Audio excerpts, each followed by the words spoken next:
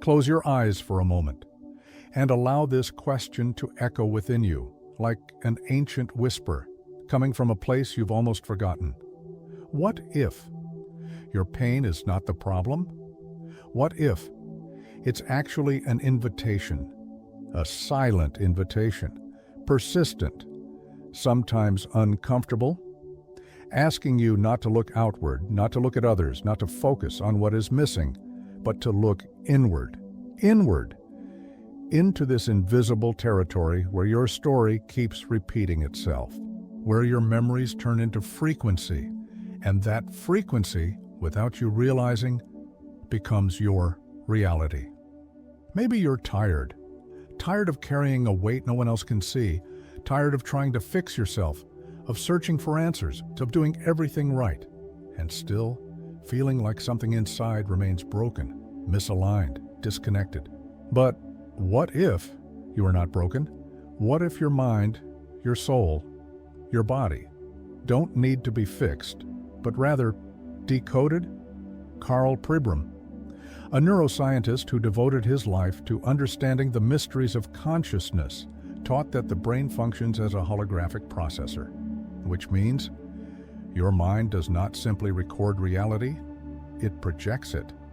And it doesn't project what you want. It projects what silently vibrates within your field, what your emotional biography holds and has never been released. Every pain is condensed information, a frequency encapsulated, waiting to be recognized, not to be endured, not to be ignored, but to be understood, decoded, transmuted.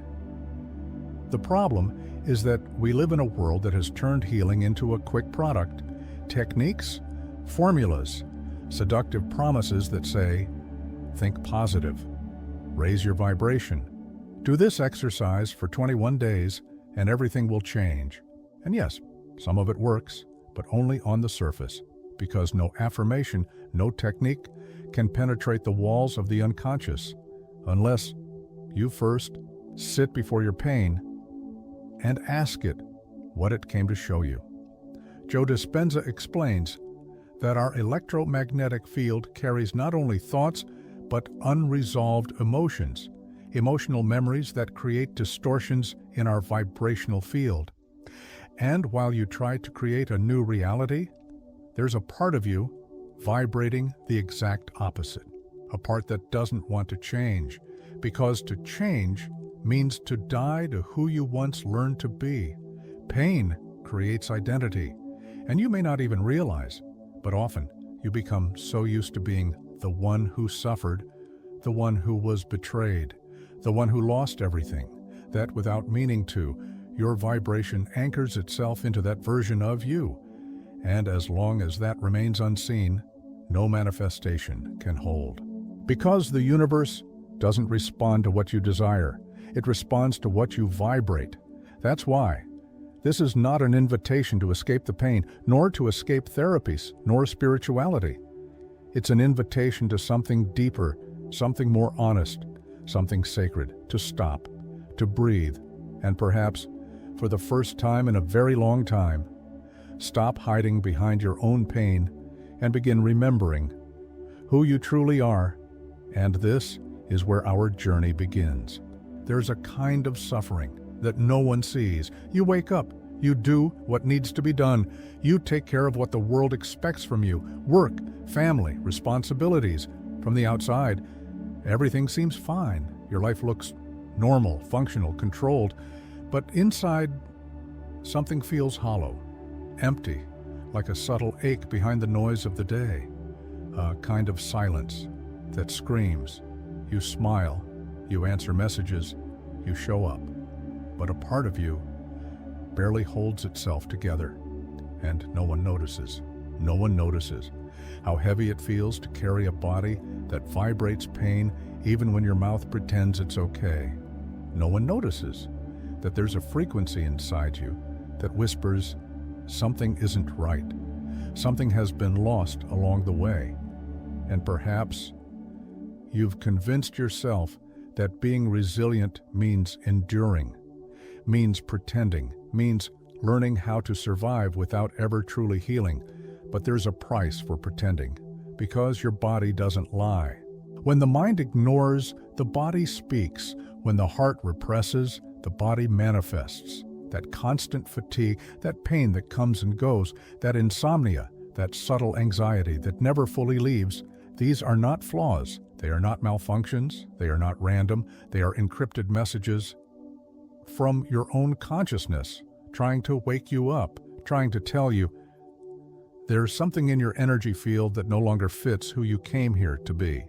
Karl Pribram's research showed that your brain doesn't process reality like a camera, but like a hologram, which means it doesn't simply record what happens. It reconstructs reality based on what's already encoded within your energetic and emotional patterns.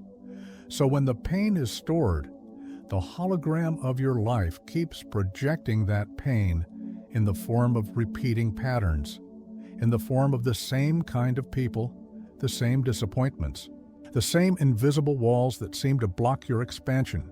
It feels like life is stuck. But what's stuck is not life. It's a version of yourself, a version built upon old frequencies, old memories, old wounds that were never fully seen, never fully loved, never fully integrated. And while you try to move forward with your conscious mind, your frequency keeps looping back to who you learned to become when you had no other choice but to survive. So ask yourself with honesty, not as a demand, not as judgment, but as a sacred reflection. Where in your life is your energy still frozen in an outdated version of yourself? This is not weakness. This is not failure. This is the real beginning of remembering who you truly are. Perhaps you've been walking this path for a long time, reading, studying, practicing, filling notebooks with affirmations, listening to countless meditations, repeating to yourself over and over, I am healed. I am abundant. I am enough. And yet, something isn't shifting. It feels as if, no matter how much effort you put into changing your life, the transformation never fully lands. It touches the surface, but then it fades, like trying to hold water with open hands. And maybe a part of you started to wonder, is there something wrong with me? Why does it seem to work for others, but not for me? The truth is, it's not your fault. And you are not broken. You're simply facing what most never tell you. The unconscious does not respond to what you wish. It does not respond to what you hope for. It responds only to what is emotionally encoded in your system. It responds to the memories you never truly processed, to the emotional signatures that became part of your identity, long before you had the tools to understand them. This is the invisible mistake of most spiritual teachings today. The subtle lie that says, just think positive, or just visualize the life you want. Yes, these tools have power, but they are not the foundation. They are not enough. If what lives beneath them is a field of unresolved grief, abandonment, rejection, betrayal, shame, because the quantum field is not listening to your words. It's listening to the vibration behind the words. And here lies the misunderstanding. Trying to create a new life while bypassing your own pain is like trying to build a cathedral on cracked ground. It doesn't hold. It collapses. Not because you are failing, but because your system cannot sustain a reality that contradicts what you unconsciously believe to be true.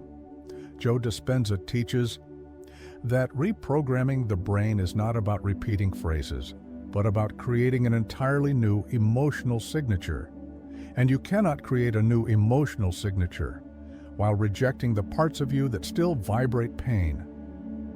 Healing is not about erasing the past. It's about illuminating the shadows you once had to suppress. It's not about fixing yourself. It's about integrating the forgotten, honoring the abandoned, listening to the echoes of yourself that were left behind in moments where survival felt safer than authenticity. And maybe that's the real work, not to learn one more technique, not to chase one more promise of instant transformation, but to finally Allow yourself to be truly seen by yourself. This is the threshold where true healing begins. Imagine that your life is like an old radio, and without realizing, you've been tuned to a frequency that no longer matches who you are or who you're meant to become. No matter how much you desire love, abundance, healing, if the frequency remains unchanged, the song of your life stays the same. This is not punishment, this is resonance, because the quantum field does not respond to your conscious desires. It responds to the emotional vibration encoded in your subconscious field. And that's where the fracture often lives. You may think you are attracting love, but if there's an old program running, whispering, "I am not worthy," or "I will be abandoned," the field mirrors that signal back to you. You may affirm abundance, you may visualize prosperity, but if the deeper imprint says, "It's not safe to receive," or "I must struggle to deserve," life keeps bringing situations that echo that vibration. Because reality is not punishing you, it's informing you. It's the holographic projection of your own unresolved frequencies. Karl Pribram's work helps us understand that what we perceive as external reality is actually a reconstruction of information processed through the holographic nature of the brain. Your mind is not seeing the world as it is. It's filtering reality through the lens of what it expects. And what it expects is shaped by the emotional codes imprinted in your nervous system. This is why patterns repeat, not because you are doomed, not because the universe is against you, but because the field has no choice but to reflect what is still vibrating within you. Desire is not enough. The universe doesn't respond to what you want. It responds to what you have normalized as possible, as familiar, as safe, even when that familiar is painful, because the subconscious prefers predictable pain over the unknown of expansion. And so the question arises, not what do I want, but what am I still unconsciously agreeing to? Are you still agreeing to loneliness, to lack, to being invisible, to being the one who never gets chosen? Because as long as that agreement is active, your field keeps broadcasting it, and the quantum field it keeps echoing it back. This is the fracture point, and it's also the key. You do not attract what you desire. You attract what you believe. Deep in the fabric of your being is possible, is safe, is familiar, even when it hurts. And this is where the real shift begins. Let's take this understanding and bring it down from theory into embodiment, into something real, something you can feel. Karl Pribram's holographic model teaches us that reality itself is not a fixed structure. It's a projection, a reconstruction of information filtered through the emotional, energetic, and cognitive patterns you hold. In simple terms, life is a mirror, but not a flat mirror. It's a holographic one. It reflects you, not just in one area, but in every direction of your existence. Your health, your relationships, your finances, your emotional state. Each one is an echo of the same frequency projected in different forms. So if the same kind of disappointment shows up in love, in work, in your relationship with your body, it's not a coincidence, it's coherence. It's the same frequency, wearing different masks. And here lies a sacred invitation. Look gently, not with judgment, but with deep curiosity at the patterns that have shaped your life. Ask yourself, when did this frequency begin? Where did I first learn that love was dangerous? That I had to earn my worth? That being small meant being safe? And if you truly listen, the answers are already there. Stored not in your mind, but in your body, in your breath, in your posture, in the tightness of your chest, in the heaviness that sometimes lives behind your eyes. The body remembers what the mind tries to forget. Joe Dispenza reminds us that the electromagnetic field generated by the heart and the brain carries the signal that informs reality, but that field cannot shift until the emotional memory shifts. So here is a profound practice. Trace the timeline of your life, gently. Recall 3 defining moments of pain, not to suffer them again, but to observe them, witness them, name them. What emotion was encoded there? Was it rejection? Was it fear? Was it abandonment? Then, notice the common thread, the pattern that silently wove itself into your identity. Perhaps you notice, I became the one who never feels chosen, or I learned that I must overgive to be seen, or I believed that joy was dangerous because it never lasted. When you see the pattern, you begin to dissolve its power. Because what's seen transforms. Reality is not punishing you, it's waiting for you to become aware of what you've been broadcasting without knowing. This is not about blame, it's about sovereignty. You are the emitter, you are the signal, and the holographic mirror is simply exquisitely responding. From this awareness, something subtle begins to shift. The moment you stop fighting the reflection and start decoding it, you reclaim the authority to project something entirely new, something aligned, something true, not from the mind alone, but from the frequency of a self finally free. Imagine, for a moment, that your pain is not an enemy, not a curse, not a flaw, but a guardian, a loyal, fierce, misunderstood guardian that has been standing at the gates of your consciousness, not to harm you, but to protect something sacred, something you once had to abandon. Perhaps it's the child you were. Before you learned that love was conditional, before you learned that safety came with silence, before you learned that shining was dangerous. And so the pain became the guard, the wall, the shield, the bodyguard of a part of you that decided it was safer to disappear than to risk being hurt again. The wound was never the enemy. It was the contract, the agreement you unconsciously made with life, with survival, with a version of reality that felt safer, even if it was heavy, even if it was small. And yet, there comes a moment, a sacred moment, when the contract expires, when the old identity can no longer carry the weight of who you're becoming. It's the moment when the grief becomes unbearable, the emptiness too loud, the patterns too obvious to ignore. This is not a breakdown. This is a breaking open, like the caterpillar, dissolving completely inside the cocoon, losing every shape it once knew, every certainty, every familiar form. The caterpillar doesn't become the butterfly by adding wings to its old body. It becomes the butterfly by surrendering, by dissolving into a formless, unknowable, mysterious in-between. And this is the sacred death the soul whispers for.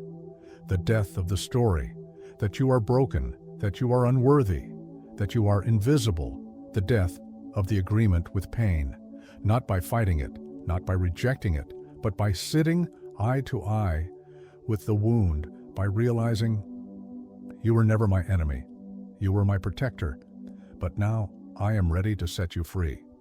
And when you do, something extraordinary happens. The energy that was once locked in survival returns. It returns as presence, as clarity, as power, as intuition, as life force. Every piece of yourself that was fragmented begins to come back home. This is the real alchemy. Pain is not the opposite of healing. It's the doorway, the bridge, the sacred passage.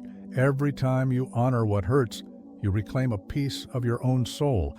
And maybe, just maybe, this was never about healing. It was always about remembering. And now, as we arrive at the closing of this journey, a deeper truth begins to reveal itself. This was never just about changing thoughts, never just about wishing for a better life. It was always about understanding how your biology, your energy, your consciousness are inseparably woven together. Bruce Lipton reminds us that your cells are not prisoners of your genetics. They are listeners of your environment. And the most powerful environment is not the outside world. It's the electromagnetic field generated by your own emotions. Your body is not just flesh. It is an antenna, a living sensor of frequency, a vessel that broadcasts your emotional truth into the quantum field. And when that field is saturated with unresolved grief, guilt, fear, or shame, the body contracts. The nervous system stays on high alert. The immune system weakens. Life feels like a constant uphill battle. This is why spiritual practices without emotional coherence become noise, empty rituals, hollow affirmations. Braden teaches that when your heart and brain enter coherence, a new frequency emerges, one that reorganizes not only your internal state, but the reality that surrounds you. This is the real manifestation, not forcing, not chasing, but remembering, returning, realigning with the original signal of your own soul. And perhaps the most honest truth is this: you don't need one more technique, one more secret, one more method. What you need is to stop lying to yourself, to stop pretending that the wound isn't there, to stop bypassing the parts of you that are still waiting, still aching to be seen. Because the moment you do, the moment you choose to feel, to listen, to honor what has been exiled within, something ancient awakens, a field of coherence, a frequency of remembrance, a biology that starts to respond, not to fear, but to safety, not to lack, but to sufficiency, not to shame, but to worthiness.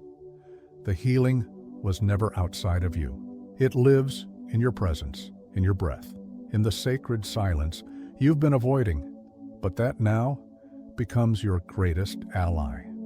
It's not about denying what happened. It's not about erasing the past.